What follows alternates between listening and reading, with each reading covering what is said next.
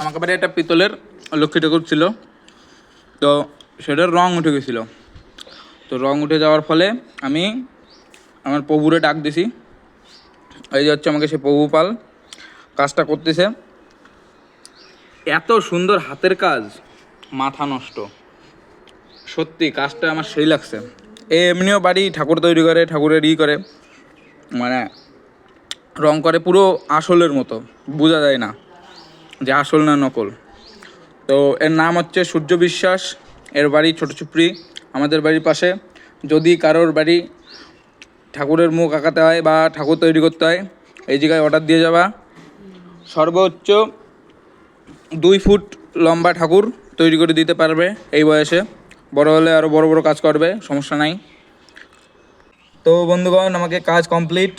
এই যে হচ্ছে মা লক্ষ্মীর ফাইনাল লুক।